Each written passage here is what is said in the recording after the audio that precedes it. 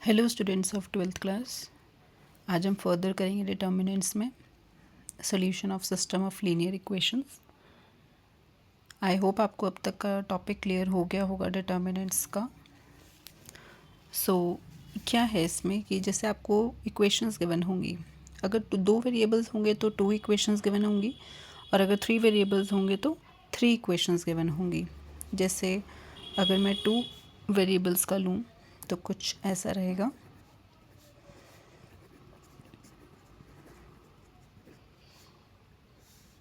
A1 B1 A2 B2 and C2। तो आपकी matrix कैसे बनेगी? जैसे A1 B1 A2 B2, इधर रहेगा x और y is equal to C1 constant and constant 2। और अगर 3 रहेंगी तो A1x B1y C1z is equal to D1, A2x B2y plus C2z is equal to D2, A3x plus B3y plus C3z is equal to D3। तो ये आपकी ऐसे बनेगी A1 A2 A3 B1 B2 B3 C1 C2 C3 X Y Z D1 D2 D3। इस तरीके से आप represent करेंगे उन इक्वेशंस को। उसके बाद आपको x और y या एक्स वाई जेड निकालना होगा। Okay, take this matrix A, this matrix X and this matrix B। So x is equal to A shift होगा तो A इनवर्स B। ऐसे ही यहाँ A X B A inverse B।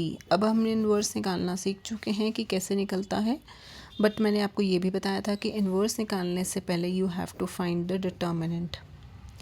अब अगर वो determinant zero आया, ठीक है, नॉट ज़ीरो आया तो यूनिक सोल्यूशन, मतलब आपकी एक्स और वाई की वैल्यू एक आ जाएगी या एक्स वाई जेड की।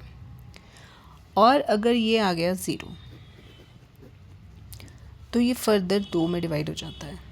अच्छा, यूनिक सोल्यूशन होता है ना तो वो कंसिस्टेंट भी होता है।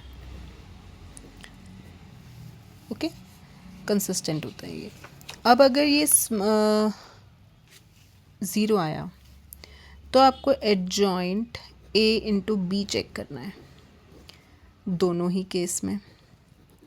मतलब एक तो ये हो सकता है ज़ीरो आए, एक ये हो सकता है कि ये ज़ीरो ना आए। अगर ये नहीं आया तो ये नो सोल्यूशन हो गया, क्वेश्चन वहीं ख़त्म। और अगर वो ज़ीरो आ गया तो हो गए इनफाइनाइटली मैनी सॉल्यूशंस। अभी हम क्वेश्चन करेंगे तब आपको पता चल जाएगा। जब भी सॉल्यूशन निकलता है ना किसी चीज़ का तो वो भी कंसिस्टेंट होते हैं। मतलब चाहे यूनिक हो चाहे इनफाइनाइटली मैनी सॉल्यूशन हो, ये कंसिस्टेंट होगा। और नो सॉल्यूशन के केस में ये इनकंसिस्टेंट हो जाएगा। I hope it's clear. इतनी ही इंट्रोडक्शन थी इसमें, ठीक है। ये ध्यान रखना है कि नॉट इक्वल टू ज़ीरो आया तो वो यूनिक सॉल्यूशन हुआ, और अगर ये हुआ इज इक्वल टू ज़ीरो तो आपको ये दोनों चेक करने पड़ सकते हैं। ओके, इनकंसिस्टेंट सिर्फ नो सॉल्यूशन के केस में रहेगा। ओके, सो स्टार्ट करते हैं exercise 4.5। Okay, first question is x plus 2y is equal to 2, 2x plus 3y is equal to 3। क्योंकि 2 वेरिएबल्स हैं, अब इसका देखो 1 2 1 3 x y 2 3, तो ये वही हो गया A x is equal to B and x is equal to A inverse b। इसका फॉर्मूला आपको पता ही है, 1 upon determinant into adjoint of A into B. Okay, तो ये हमें निकालने से पहले डिटर्मिनेंट चेक करना पड़ेगा। इसका 1 आ रहा है नॉट इक्वल टू ज़ीरो, मतलब यूनिक सॉल्यूशन और we can say it is consistent. Question में पूछा भी गया है कि कंसिस्टेंट है या नहीं, वो देख के बताओ। ओके तो ये कंसिस्टेंट आ गया है, तो आपको सबसे पहले अब एडजॉइंट निकालना पड़ेगा। एडजॉइंट निकालने के लिए आपको कोफैक्टर्स लेने पड़ेंगे। तो A11 3 A12 -1 A21 -2 A22 1। इसमें पुट करेंगे 3 -1 -2 1 ट्रांसपोज इज इक्वल टू 3 -1 -2 1। इसको यहाँ पुट करेंगे। अब x is equal to 1 upon determinant adjoint की वैल्यू इनटू b की वैल्यू। आपको इन्हें मल्टीप्लाई करना आता ही है। 3 2 6 प्लस लगता है, लेकिन ये माइनस है तो 3 2 6 और सॉरी -6 और -2 + 3। ये आपका आया 0 एंड 1। तो x मैट्रिक्स को क्या था, x एंड y। तो x is 0 and y is 1। तो ये यूनिक सोल्यूशन आ गया। 0 1 का मतलब हो गया ये y एक्सिस के ऊपर पॉइंट लाई कर रहा है। सो आई होप इट्स क्लियर। वैसे आपको इस क्वेश्चन के अंदर एग्जामिन द कंसिस्टेंसी बोला था, सॉल्व करने के लिए नहीं बोला था। मैंने आपको ये करके दिखाया है कि ऐसे किया जाता है, बट क्योंकि एग्जामिन द कंसिस्टेंसी बोला था तो ये क्वेश्चन यहीं ख़त्म हो गया था कंसिस्टेंसी बताने पे ही। ठीक है, तो आपको ज़रूरत नहीं है आगे फर्दर करने की, राइट। नेक्स्ट क्वेश्चन नंबर 2 आप ट्राई करना। 2 बाई 2 की ही मैट्रिक्स है, ठीक है। तो मैं आपको अब थर्ड क्वेश्चन भी बता देती हूँ एक बार। x + 3y is equal to 5, 2x + 6y is equal to 8। Okay, अब मैं इसको मैट्रिक्स फॉर्म में लिख रही हूँ।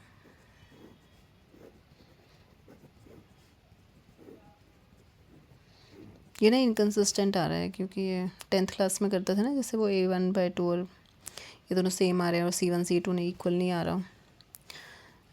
बट हमें क्योंकि यहाँ मैट्रिक्स मेथड से करना है तो ऐसे नहीं कर सकते हम। ओके, सो डिटर्मिनेंट चेक करते हैं हम, इसका कितना आ रहा है, 0 आ रहा है। अब अगर डिटर्मिनेंट 0 आ गया तो मैंने कहा था एडजॉइंट को b से मल्टीप्लाई करके चेक करना पड़ेगा ना। तो हम एडजॉइंट को b से मल्टीप्लाई कर लेते हैं एक बार कि क्या आ रहा है ये।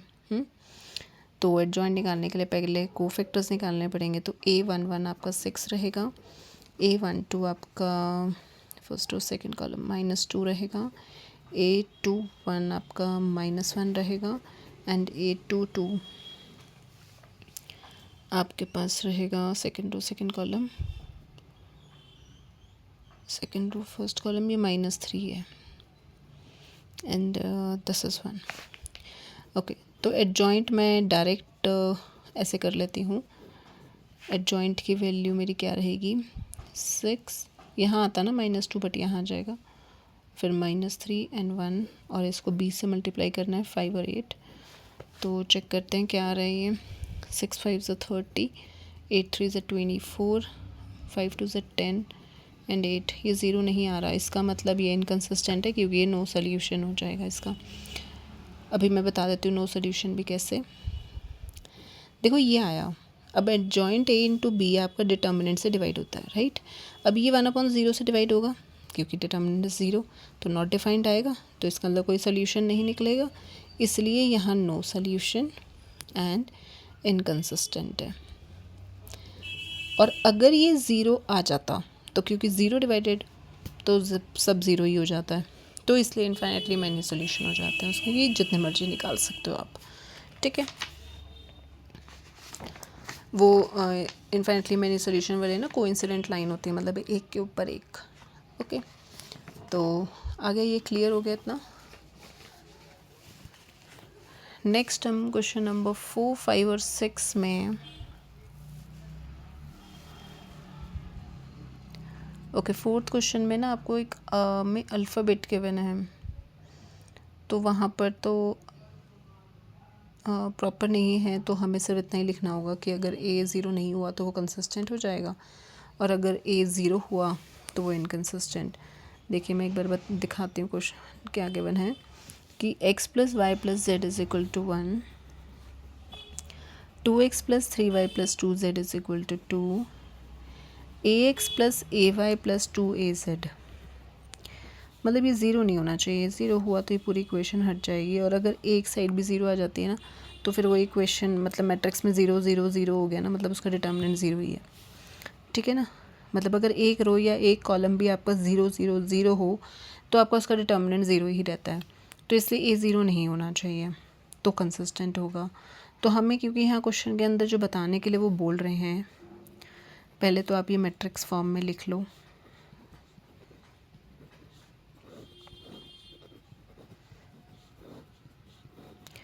उसके बाद अब आप इसका डिटर्मिनेंट तो निकाल नहीं सकते, सिर्फ इतना लिख सकते हो कि अगर ए ज़ीरो नहीं हुआ तो ये कंसिस्टेंट होंगी इक्वेशंस,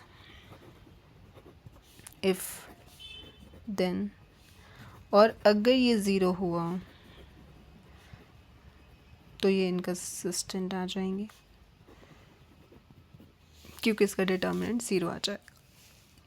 गॉट इट। फिफ्थ,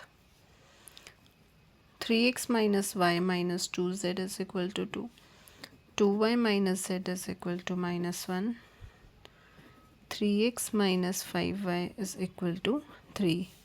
इसको थोड़ा ध्यान से लिखना क्योंकि किसी किसी में कोई कोई अल्फ़ाबेट मिसिंग है।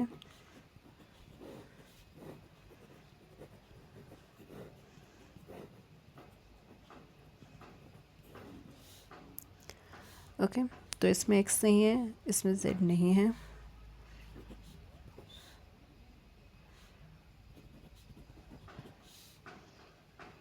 डिटर्मिनेंट चेक करते हैं पहले।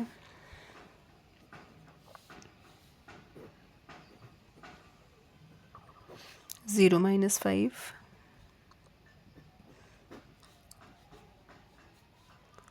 प्लस का 3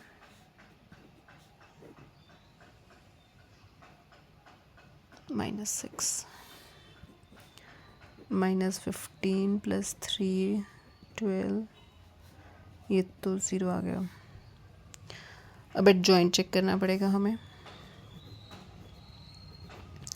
and for adjoint what you have to find cofactors. So first row first column 0 minus 5, first row second column, first row second column 0 plus 3, लेकिन पोजीशन का माइनस लग जाएगा। फिर first row third column 0 minus 6, 821, 822, 823, 831, 832, 833, इसमें negative होता है, इसमें आता है नेगेटिव पोजीशन का, इसका आता है negative. Okay, 21 second row first column 0 -10, 22 second row second column 0 +6, second row third column -15 + 3 -12, third row first column 1 + 4 5, third row second column -3, third row third column 6। Okay, अब मैं जॉइंट डायरेक्ट ऐसे ऐसे करके लिख देती हूँ ना, मतलब ये ऐसे घुमा रही हूँ इसको, मतलब रो बना रही हूँ, ये कॉलम है ना, रो बना देते हैं। तो 5 + 10 and 5 -3 6 and 3 -6 12 and 6।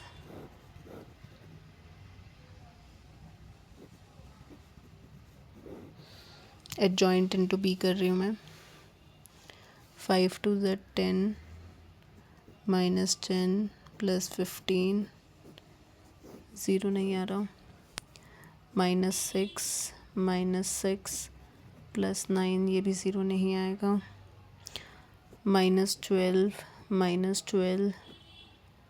18 ये भी ज़ीरो नहीं आएगा, तो not equal to zero, therefore inconsistent and no solution. I hope ये क्लियर है आपको। 6 क्वेश्चन बिल्कुल इसी के जैसा करना आप, ठीक है ना। अगर वो नॉट इक्वल टू ज़ीरो आ गया तो को फैक्टर्स निकाल के, नहीं अच्छा नॉट इक्वल टू ज़ीरो आ गया तो क्वेश्चन आप वहीं ख़त्म कर देना, मत निकालना आगे, क्योंकि आगे क्वेश्चन नंबर 7 से तो फिर निकालना ही है, सॉल्व करनी है इक्वेशंस। तो एक बार आप सेकंड और सिक्स्थ क्वेश्चन ट्राई करना, जिसमें आपका पता चल जाएगा। नॉट इक्वल टू ज़ीरो आया तो बस कंसिस्टेंट लिख देना, इक्वल टू ज़ीरो आया तो एडजॉइंट निकाल के चेक कर लेना। ओके, नेक्स्ट क्वेश्चन नंबर 7, यहाँ से आपको फाइंड आउट करना है। तो क्वेश्चन नंबर 7, 8 और 9 इनफैक्ट 10 भी आपके 2x2 के मैट्रिक्स हैं और इनका कोफैक्टर भी निकालना बहुत ही आसान होता है। तो मैं क्वेश्चन नंबर 11 का निकाल रही हूँ। Okay, so question number 11, 2x + y + z is equal to 1, x - 2y - z is equal to 3/2 and 3y - 5z is equal to 9। हम इसे मैट्रिक्स फॉर्म में लिखेंगे। 3 1 -1 -5। Let it check again। -2 3 1 -1 -5। Okay, x y z 1 3/2 and 9।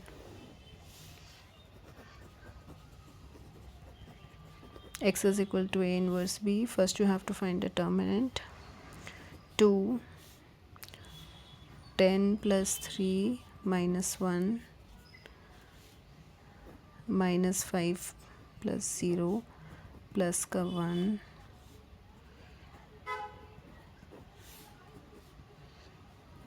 26 zero नहीं आया, मतलब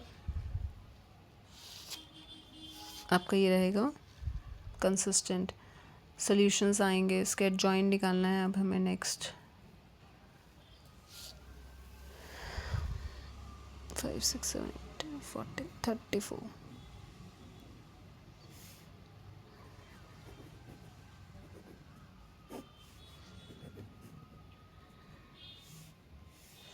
okay, मैं पहले ना ऐसे लिख के और माइनस लगा लेती हूँ कि कौन सी पोजीशंस पे माइनस रहता है।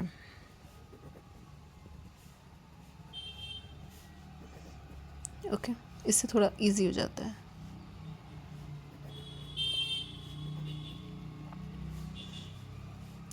पोजीशन के माइनस यहाँ पर, यहाँ, यहाँ और यहाँ। ओके, अब ये हमारे एडजॉइंट ऑफ ए आएगा, उसका ट्रांसपोज लेंगे तो प्रॉपर आ जाएगा। फिर हम x is equal to A inverse b के लिए 1/34 इसकी वैल्यू इनटू b की वैल्यू करेंगे and we get our answer. Okay, so start A11 first row first column plus का 10 ऊपर जाते हुए +3 13 first row second column -5 first row third column 3 second row first column -5 -3 -8 second row second column -10 second row third column 6 third row first column -1 +2 +1 third row second column -2 -1 -3 third row third column -4 -1 -5 13 8 1 5 -10 3 3 -6 -5 13 5 3 8 minus 10 minus 6, 1 plus 3 minus 5, 13, 5, 3, 8 minus 10 minus 6, 1, 3 and minus 5। अब हम इससे करेंगे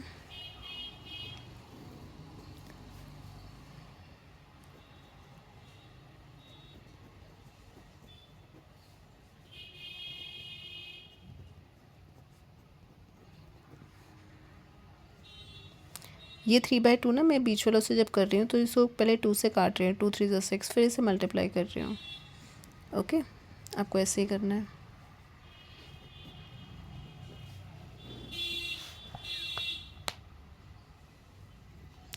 पहला 34 आ गया,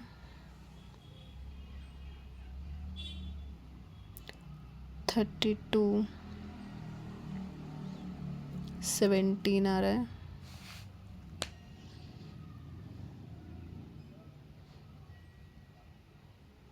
54 minus 3 minus का 51 आ रहा है। Okay, so X is XYZ, तो स्मॉल एक्स आ गया आपका 34/34 मतलब 1, सो एक्स इज 1। वाई आपका आ रहा है 17/34, 17 2 ज़ा होता है ना 34, तो 1/2। जेड आ रहा है, ये आपका होता है 17 3 ज़ा और ये 17 2 ज़ा, तो z is -3/2। So I hope it's clear ना, ये वाला क्वेश्चन आपको समझ आ गया होगा। ध्यान से देखना एक बार इसको और एक बार दोबारा समझना इसे कि क्या बताया है मैंने। तो सेम ऐसे ही आपका क्वेश्चन नंबर 12 13 14 ये मैं नहीं सॉल्व कर रही हूँ, वाई टू वेस्ट टाइम। आपको आ गया होगा समझ में ये, ठीक है। और फिर भी अगर ये दोबारा समझना होगा तो आप मेरे से कमेंट के थ्रू पूछ सकते हैं, मैं आपको एक्सप्लेन कर दूँगी दोबारा कोई question. Okay, now question number 15 and 16, ये दोनों आपके वैसे 15 वाला जो है सेम ही है, बट एक चीज़ है इसमें डिफरेंट, मैं आपको बता देती हूँ, हल्का सा ही कुछ डिफरेंस है। और 16th क्वेश्चन जो है वो स्टेटमेंट सम है, तो मैं आपको उसके अंदर सिर्फ उतना बताऊंगी कि मैट्रिक्स से क्वेश्चंस कैसे बनेंगी इसकी, और उसके अंदर मैट्रिक्स फॉर्म तो आपको आता ही है करना, ठीक है। Then will start miscellaneous exercise. So 15th question में आपको ना ए गिवन है सबसे पहले, तो 2 3 1 -3 2 1 5 -4 -2 ये गिवन है, राइट। आपसे सबसे पहले बोला गया है कि आप ए इनवर्स निकालो। ए इनवर्स का मतलब इसका डिटर्मिनेंट इनटू एडजॉइंट ए, ये पूछा है। अब ए इनवर्स निकालने के लिए आपको सबसे पहला काम होता है कोफैक्टर्स निकालने, ठीक है। ये जो मैंने मेथड अभी आपको बताया था ना, इसे ध्यान रखना। इसे ऐसे लिखने से आपको इजी हो जाता है कि पोजीशन की जो माइनस होते हैं ना, वो आप फिर कभी भूलोगे ही नहीं।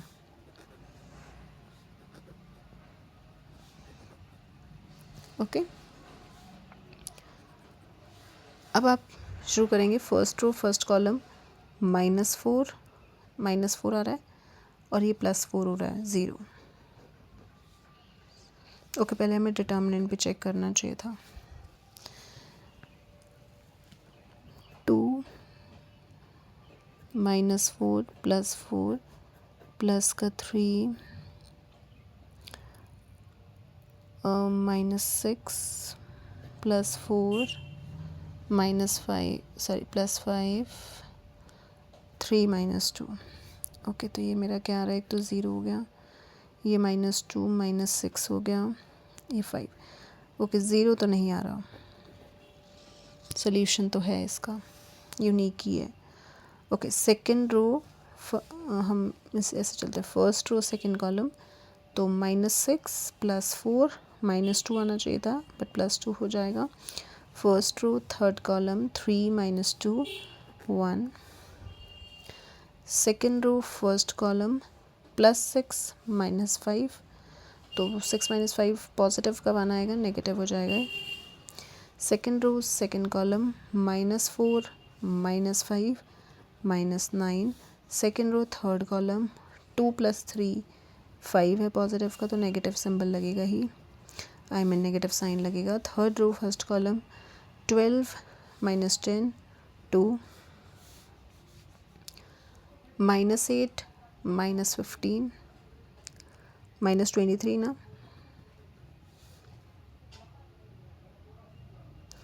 थर्ड रो थर्ड कॉलम 4 + 9 +9 13 आ रहा है। ठीक है, I hope it's clear. Okay, now A inverse निकालना था तो 1 डिटर्मिनेंट मतलब -1 है। एडजॉइंट की वैल्यू मैं डायरेक्ट लिख रही हूँ तो 0, ऐसे 2 और 1 नहीं लिख रही हूँ मैं, ये वाले इधर लिख रही हूँ -1 2 2 -9 23 1 -5 13, ये मेरा ए इनवर्स आया क्वेश्चन नंबर 15 का। ओके, आपको ये माइनस अंदर लेके जाना है तो आप लेके जा सकते हो ताकि इसको बाहर ना रखना पड़े, हमें लिखना ही ना पड़े।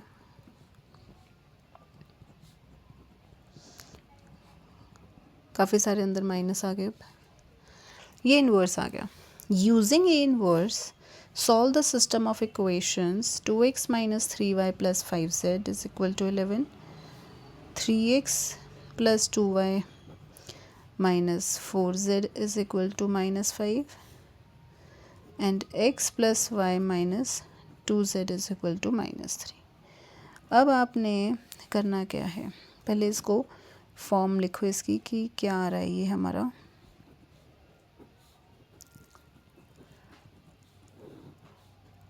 क्या ये वही नहीं आ रहा जो क्वेश्चन में इन्होंने ऑलरेडी सबसे स्टार्टिंग मैट्रिक्स दे रखी थी?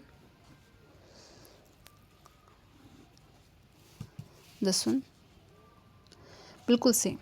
कई बार इसका ट्रांसपोज गिवन होता है, तब उस केस में हम क्या करते हैं, हम इस वाले का ना दोबारा ट्रांसपोज कर देते हैं तो वो ये इन्वर्स हो जाता है। कोई क्वेश्चन आएगा तो आई विल एक्सप्लेन।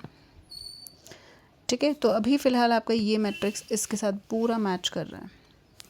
जब पूरा मैच कर रहा है तो आप ए लिख सकते हैं, इसे ए इनवर्स बी हो जाएगा। और क्योंकि हम इनवर्स ऑलरेडी निकाल चुके हैं तो x = 0 - 2 - 1 195 2 23 13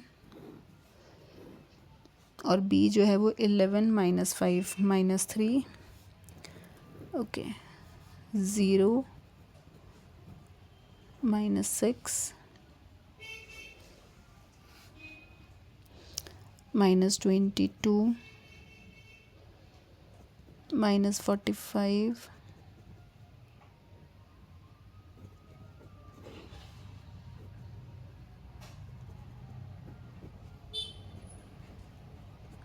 13 3 39। काफ़ी कुछ माइनस में ही आ रहा है।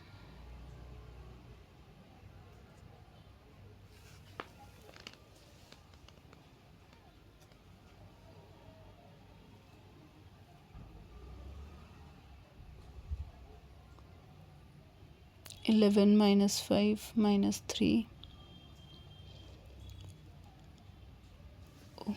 यहाँ माइनस था। आई थिंक मैंने ना ये वाला लिख लिया, ये माइनस नहीं लगाए। अब ये माइनस हो जाएंगे तो ये प्लस और ये भी प्लस। ओके, नाउ सॉल्व करते हैं। 1 आ गया, इन दोनों को ऐड करोगे तो ये आएगा 67, 2 आ गया और ये आएगा इट कम्स 36, 3 आ गया। ओके, तो हमारी x की वैल्यू 1, y की वैल्यू 2 और z की value 3। I hope it's clear now. अब मैं आपको एक लिटिल वो जो मैं आपको बता रही थी कि क्वेश्चन आएगा तो मैं बता दूंगी आपको। मैं अभी बता देती हूँ, ये वाला कंसेप्ट कुछ खास नहीं है कि अगर आपको यहाँ by chance A transpose x = b हो जाता, मतलब ये जो मैट्रिक्स होती वो इससे मैच तो कर रही थी बट इसके ट्रांसपोज से मैच करती, तब आप क्या करते हैं, इसको शिफ्ट करते हुए ए ट्रांसपोज का इन्वर्स इनटू बी रहेगा, राइट, मतलब ट्रांसपोज का इन्वर्स। अब ए ट्रांसपोज का इन्वर्स, मैंने आपको प्रॉपर्टी बताई थी कि ए इन्वर्स के ट्रांसपोज के इक्वल होता है। इन्वर्स अंदर शिफ्ट कर देंगे, ट्रांसपोज बाहर ले जाएंगे, ऐसा होता है, बताया था मैंने प्रॉपर्टी, देखो, है ना। तो हम ए इन्वर्स तो निकाल चुके हैं, मतलब आप उसका वापस ट्रांसपोज कर दो, यही नहीं आ जाएगा। तो वापस ट्रांसपोज करने के बाद आप बी से मल्टीप्लाई करिए, तो आपको मतलब निकालना नहीं पड़ेगा ये वापस कोफैक्टर्स वगैरह, ठीक है ना। तो कई बार हमारी मैट्रिक्स मैच तो करती है बट उसका ट्रांसपोज से मैच कर रही होती है, तो वो इस मेथड से, इसको ध्यान रखना, ऐसे सॉल्व होगा। फिर वो इस इन्वर्स का ट्रांसपोज लेके बी से मल्टीप्लाई होगा। Got it. May be miscellaneous में कोई क्वेश्चन ऐसा आ जाए, ठीक है। अब मैं आपको क्वेश्चन नंबर 16 की स्टेटमेंट सम से बता देती हूँ कैसी क्वेश्चंस बनती हैं। काफ़ी सिंपल है। अनियन, व्हीट एंड राइस के बारे में बात कर रहे हैं और आपसे हर आइटम की ना पर केजी कॉस्ट पूछी है। तो पर केजी के लिए तो let cost of per KG onion, per KG wheat and per KG rice is equal to ₹X, ₹Y, ₹Z। Okay. अब 4 kg मतलब 4x, 3 kg व्हीट मतलब 3y, 2 kg rice is equal to ₹60 के बनेंगे। अगर 2 kg onion, 4 kg wheat और अगर rice कितने, 6 kg rice लेंगे तो ₹90 कॉस्ट बनेगा। और अगर 6 kg onion, 2 kg wheat and 3 kg rice लेंगे तो 70 बनेगा। सो वेरी सिंपल, आराम से आप इसको लिख सकते हैं 4263 42263 करके XYZ एंड 60 90 70 सॉल्व करके पर केजी की कॉस्ट आपकी आ जाएगी XYZ की। मैंने काफ़ी क्वेश्चंस आपको बता दिए इससे रिलेटेड, तो अब आप कर पाएंगे। Okay, so will do now miscellaneous exercise. Okay, काफ़ी सिंपल था ये, आपको आ गया होगा समझ में। नाउ मिसलेनियस एक्सरसाइज में कुछ क्वेश्चंस ऐसे हैं जो काफ़ी सिंपल भी हैं, हम कर चुके हैं। ट्रिग्नोमेट्री वाले तो मैं क्वेश्चन ज़रूर करा दूँगी आपको, जैसे पहला ही क्वेश्चन ट्रिग्नोमेट्री है। मिसलेनियस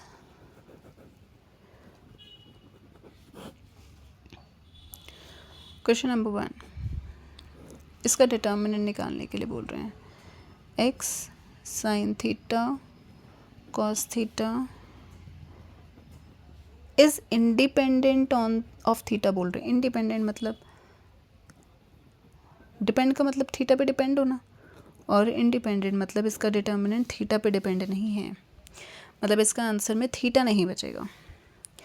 नाउ स्टार्ट करते हैं, हम डिटर्मिनेंट निकालते हैं इसका। x minus x square minus 1 minus sine theta minus x sine theta minus cos theta plus का cos theta minus sine theta plus का x cos theta.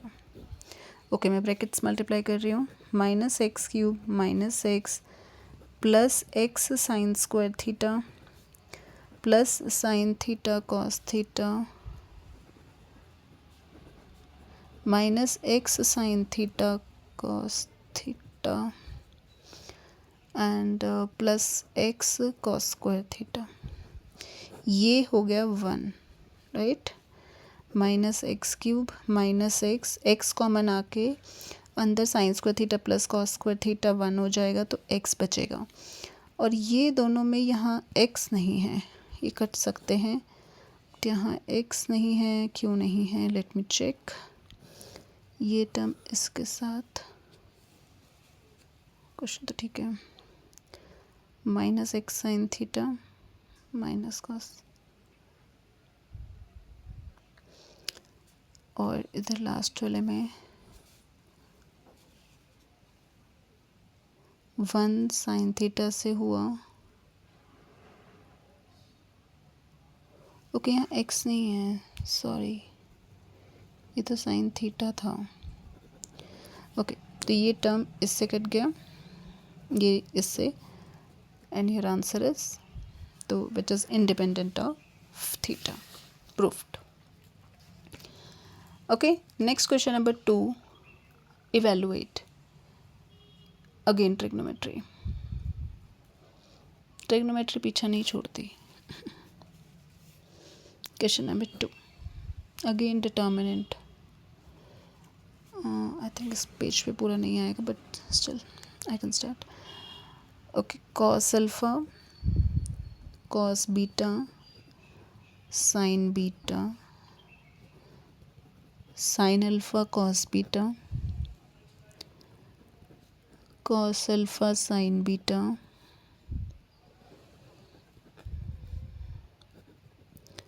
sin alpha sin beta, minus sin alpha 0 and sin alpha cos alpha.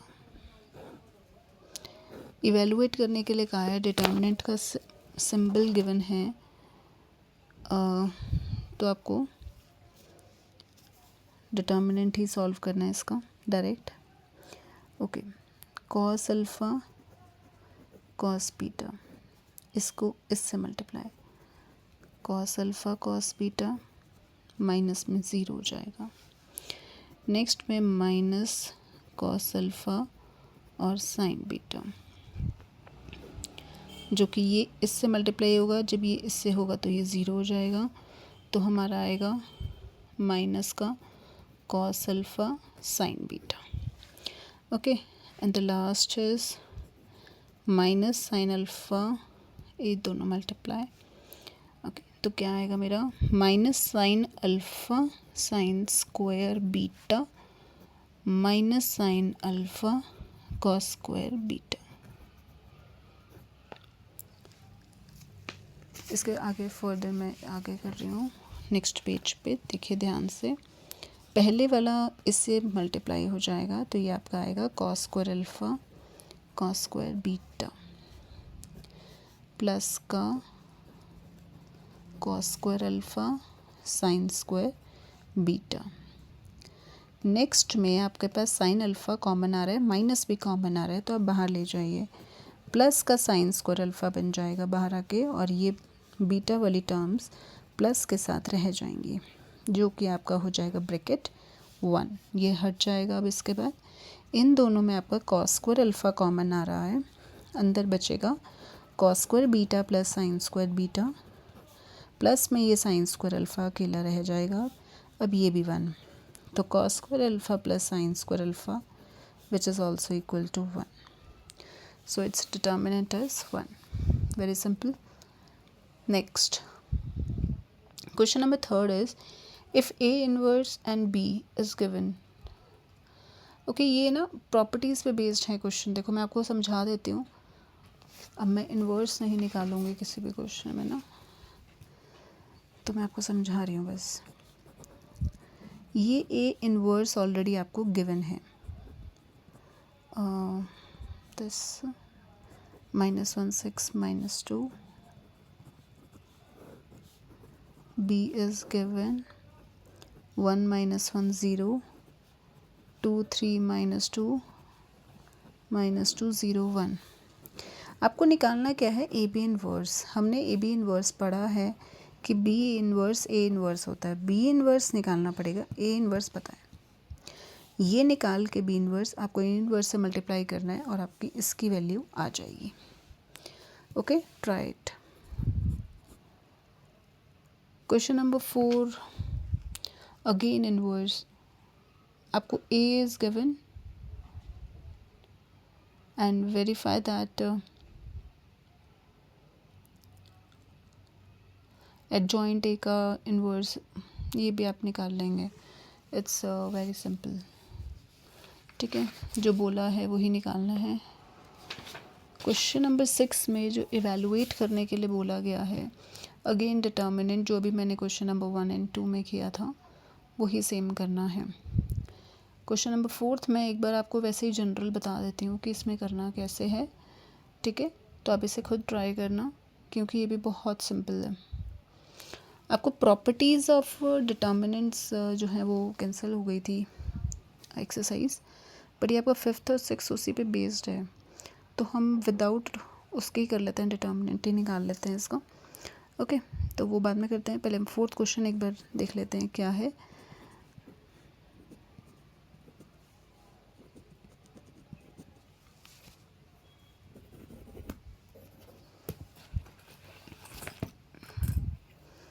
Okay, -2 3 1 1 1 5, आपको करना क्या है इसमें, adjoint A का inverse, आपको adjoint A निकालना आता है को फैक्टर्स के साथ। निकालने के बाद एडजॉइंट ए का इन्वर्स निकालना है आपको, और एडजॉइंट ए का इन्वर्स कैसे निकलेगा, 1/, इसका जो डिटर्मिनेंट होगा एडजॉइंट वाले का डिटर्मिनेंट, इन टू में इसका फिर से एडजॉइंट निकलेगा।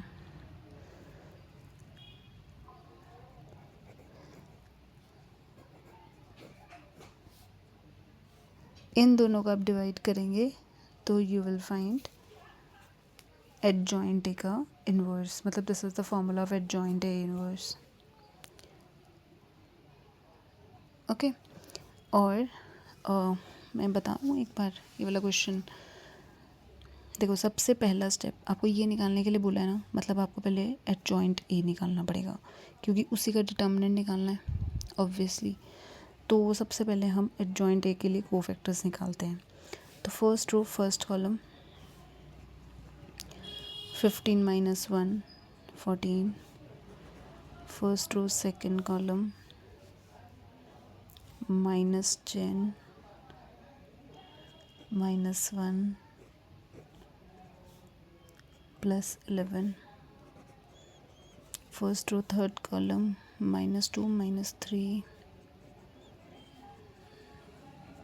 -5, second row first column, बाहर भी माइनस है, अगेन प्लस का 11, एक सेकेंड, फर्स्ट रो तो -10 -1, ओके, सेकेंड रो सेम ही आ रहा है, ठीक है। Second row second column, 5 - 1 4, second row third column, 1 + 2, third row first column, -2 -3, third row second column, 1 + 2 -3, and third row third column, 3 -4 -1। Okay, ये जो मैंने निकाले, ये मैंने ए के कोफैक्टर निकाले हैं। अभी ना आपको एडजॉइंट वाले के भी कोफैक्टर निकालने पड़ेंगे, बट पहले तो इससे हम एडजॉइंट निकाल लेते हैं। सो एडजॉइंट ऑफ ए आपका क्या रहेगा, मैं डायरेक्ट ट्रांसपोज करके लिख रही हूँ, 14 11 -5, 11 4 -3, -5 -3 -1, ये मेरा एडजॉइंट ऑफ ए आया, राइट।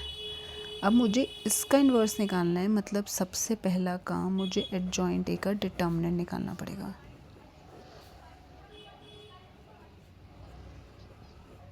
ओके, -11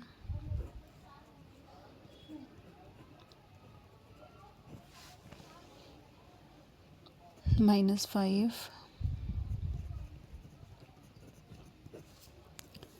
14 -13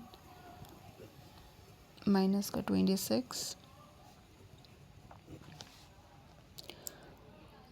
माइनस हो जाएगा ये 13, 14 × 13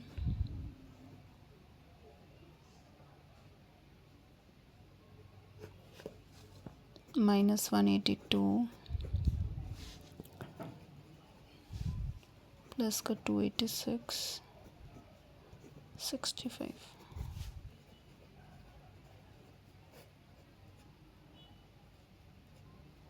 351 में से 182 माइनस इट्स 169। ये एडजॉइंट ए का डिटर्मिनेंट आया है, ठीक है। अब एडजॉइंट का दोबारा से कोफैक्टर लेने हैं इन सबके, वेरिफिकेशन करने के लिए बोला है ना। फिर से cofactors adjoint A 1 1। So first to first column ये -4 -9 -13, ऐसे adjoint A 1 2। First to second column -11 -15 -26 but plus हो जाएगा। Adjoint A 1 3, first row third column -33 plus का 20 -13। Adjoint A second row first column -11 और -15, इट्स -11 -15 इट्स अगेन -26, तो plus हो जाएगा। Adjoint A 2 2 second row second column, तो it's -14 10 1 and -25 5 5s are 25, so it's -39. Now again adjoint take a second row third column, 14 3s are 42 -42 plus 55, it's 13. Adjoint A का 3 1 third row first column -33 plus 20, it's -13। Adjoint A का 3 2 और adjoint A का 3 3, सो 3 2 is -42 plus 55 plus का 13 minus हो जाएगा। ये बार बार same क्यों आ रहा है? थर्ड रो -42 प्लस 55, ठीक है, -33 प्लस 20, ये भी 13 नहीं आ रहा था। Okay,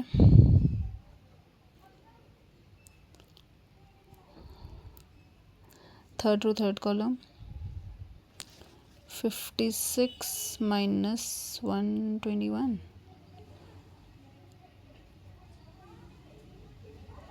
-65. Okay, so these are the cofactors of adjoint. Now मैं adjoint A, मतलब इस एडजॉइंट को मैं एडजॉइंट ए लिख सकती हूँ। अब मैं अगेन ट्रांसपोज ही पुट कर रही हूँ डायरेक्ट, -13 26 -13 26 -39 -13 -13 -13 -65, ये ना सब 13 के टेबल में कैंसिल हो रहे हैं नहीं, या ओके। नाउ हमें एडजॉइंट ए का जो इन्वर्स निकालना था, that is 1 upon determinant, that is 169, और उसके साथ ये पूरा ब्रैकेट। ये सब 13 से डिवाइड हो रहे हैं और जो बाहर है ना वो 13 का स्क्वायर है।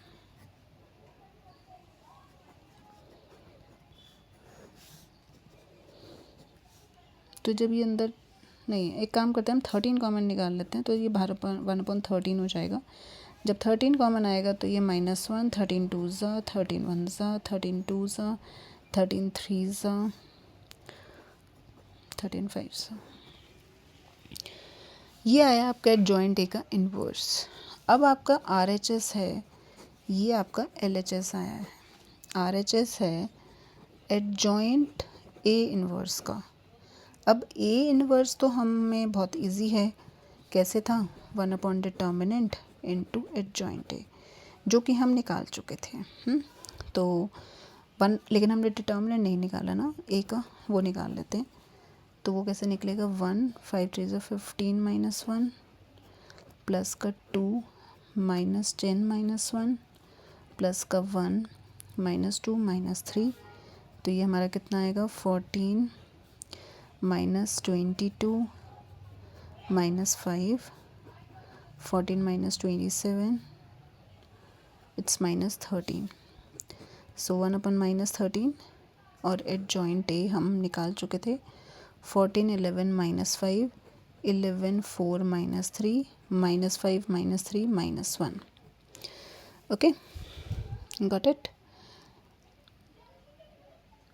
अभी तो ये इनवर्स निकाला है, अब इस पूरे का एडजॉइंट निकालने के लिए बोल रहे हैं ये एडजॉइंट ऑफ ए इनवर्स, मतलब इसका एडजॉइंट, और एडजॉइंट मतलब इसके कोफैक्टर्स का ट्रांसपोज। अब ये आप करिएगा, ठीक है, इसके कोफैक्टर्स निकाल के ट्रांसपोज लेके यहाँ पर वापस पुट कर देना।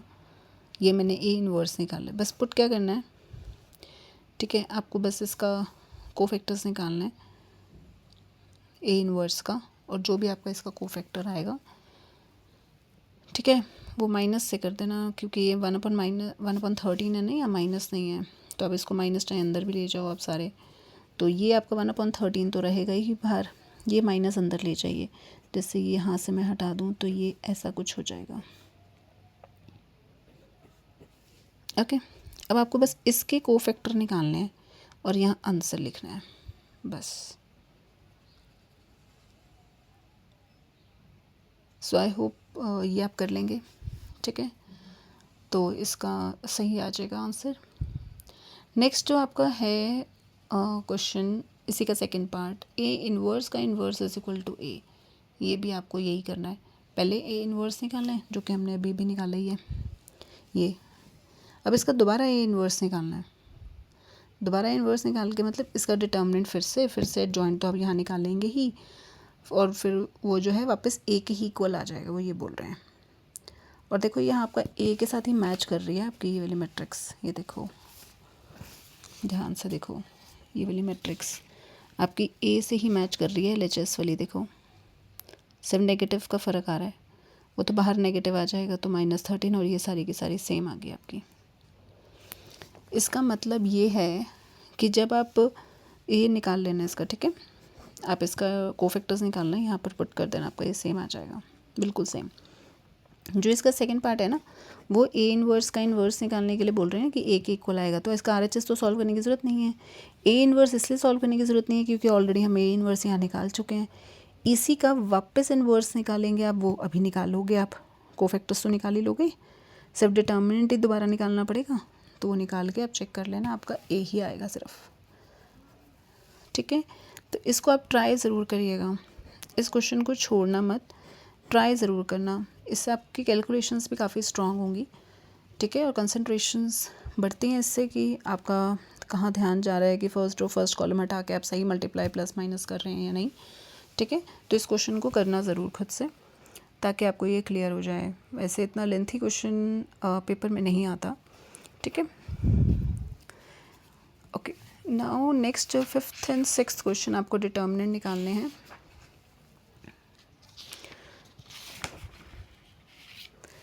सो क्वेश्चन नंबर 5th, ये आप खुद कर सकते हैं, वैसे इवेलुएट करने के लिए ही बोला है इसने बस।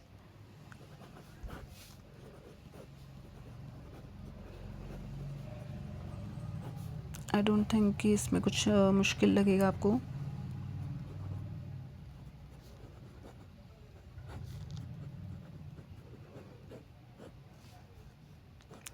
XY - x² -y² -2xy,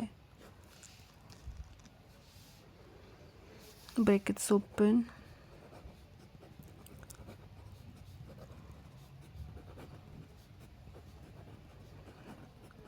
brackets भी बहुत ध्यान से ओपन करनी है, कई बार ना हमारी बहुत लिटिल मिस्टेक्स हो जाती हैं x square y minus x cube minus x y square minus 2x square y plus x y square minus x square y minus y cube minus 2x y square.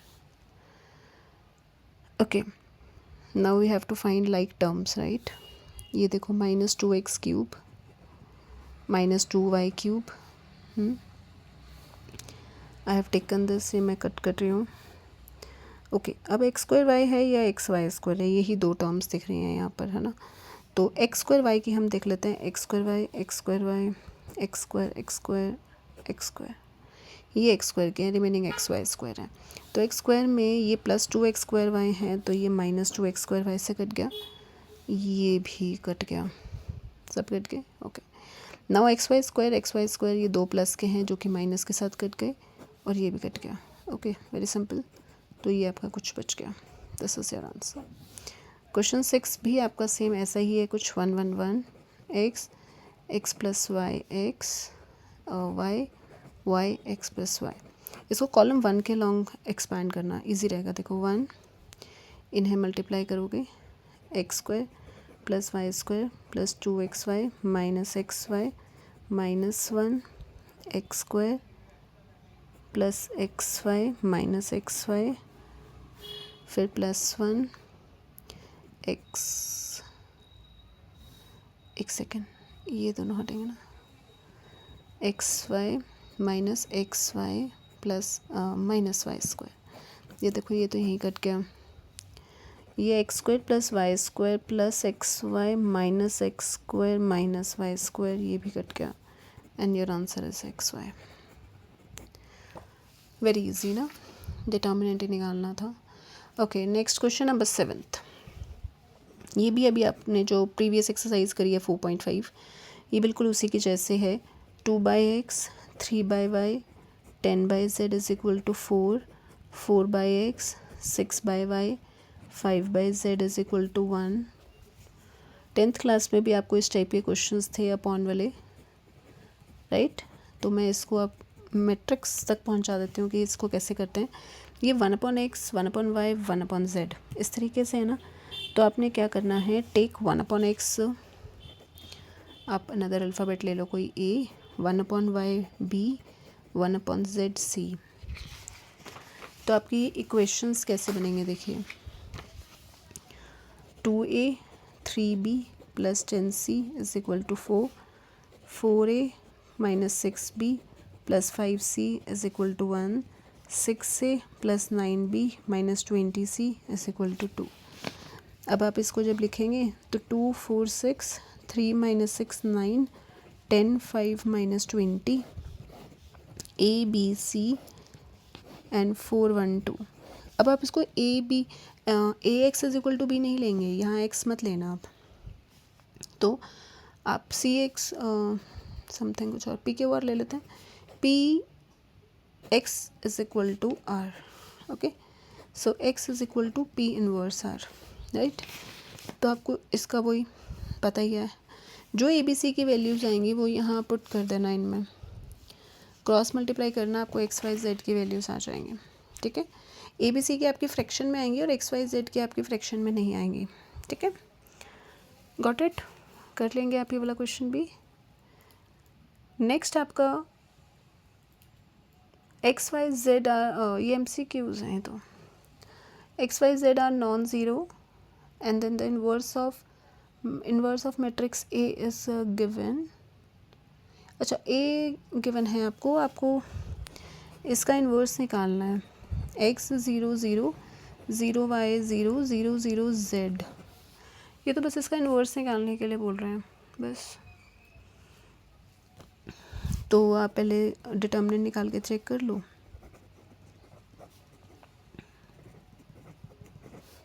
X y Z आ रहा है तो not equal to 0. एडजॉइंड मैं निकालूंगी अगर, तो पहले cofactors निकालेंगे.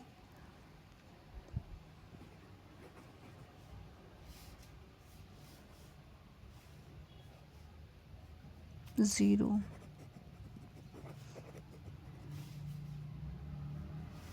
Zero, ये diagonal brace zero ही आएंगे इसमें, बस ये वाले आएंगे कुछ. ये डायगनल तो ज़ीरो ही आएगा, आई मीन डायगनल पे ही सिर्फ वैल्यूज़ आएंगी, ये तो सब ज़ीरो ही आएगा। तो 2 एक्स जेड है और last one is x y है। ओके, ये निकल गया हमारा। अब आपको क्या निकालना था, इन्वर्स। तो 1 डिटर्मिनेंट इनटू इट जॉइंट लिखूँगी मैं, तो यहाँ y z 0 0 0 x z 0 0 0 x y, ये एक्स वाई जेड अंदर ले जाते हैं, राइट। तो ये मेरा आएगा 1/x 0 0 0 1/y 0 0 0 1/z। तो इनको मैं कैसे लिख सकती हूँ, x की पावर -1 0 0, y की power -1 0। So option is A option is correct. A में ऐसा दे रखा है। और नेक्स्ट आपको ए इज़ गिवन, आपको डिटर्मिनेंट बताना है इसका। अगेन आपको इसका डिटर्मिनेंट ही निकालना है। अभी हमने आगे स्टार्टिंग में जो मिसलेनियस के फर्स्ट 2 क्वेश्चंस करे थे वो इसी से रिलेटेड थे, ठीक है। तो आपको इसका पहले डिटर्मिनेंट मैं बता देती हूँ।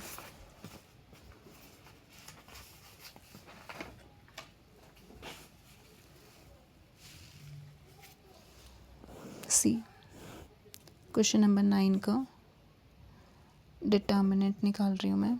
1 minus sine theta -1 sine theta 1 minus sine theta 1। ये पूछ रहे हैं कि किसके बीच में लाई करेगा ना, ऑप्शंस इसी तरीके से गिवन है। तो पहले हम देखते हैं डिटर्मिनेंट निकालते हुए। 1 plus sine square theta minus sine theta plus sine theta, ये तो 0 हो गया। ओके, नेक्स्ट में +1, ये हुआ साइन स्क्वायर थीटा +1, ये दोनों सेम आ रहे हैं। तो 2 साइन स्क्वायर थीटा आ रहे हैं हमारे पास और 2 आ रहा है। अब आपको पता है कि जो साइन थीटा होता है वो हमारा साइन स्क्वायर थीटा वो 0 और 1 के बीच में लाई करता है ना, पॉजिटिव वैल्यूज़ होती हैं, इसकी वजह से -1 से 1 होता है, बट स्क्वायर की वजह से ये ऐसे लाई करता है। अब हम ये वाला क्वेश्चन बनाएंगे इसमें, ठीक है। तो पहले 2 से मल्टीप्लाई करूँगे तो ये तो 0 हो जाएगा, ये 2, और फिर 2 से ऐड करेंगे तो यहाँ 2 आ जाएगा। 2 साइन स्क्वायर थीटा +2 4 हो जाएगा। इसका मतलब इसका जो डिटर्मिनेंट है, ये डिटर्मिनेंट ऑफ ए है, ये 2 और 4 के बीच में लाई कर रहा है। एंड योर आंसर इज़ 2 और 4 इक्वल का साइन है ना। अच्छा, इसमें ना देखो एक सी ऑप्शन है जिसमें ओपन ब्रैकेट है और डी ऑप्शन में क्लोज ब्रैकेट है। तो योर आंसर इज़ डी, क्योंकि यहाँ इक्वल का साइन है और क्लोज्ड ब्रैकेट के लिए इक्वल का साइन होना ज़रूरी है, ठीक है। तो चैप्टर फिनिश हो चुका है यहाँ तक। आपको एक बस 4th क्वेश्चन जो है वो थोड़ा इसमें लेंथी था, तो उसको एक बार आप खुद ट्राई करना। बाकी सब बहुत सिंपल था। 4th में ही सिर्फ थोड़ा दिक्कत आई है क्योंकि लेंथी बहुत हो गया। ये आंसर तुम्हारा ठीक ही आ रहा था, ठीक है। बस ये आप एक बार सॉल्व कर लेना 4th क्वेश्चन को, ठीक है। और कोई डाउट हो तो please ask me through comments. So thank you and bye for now.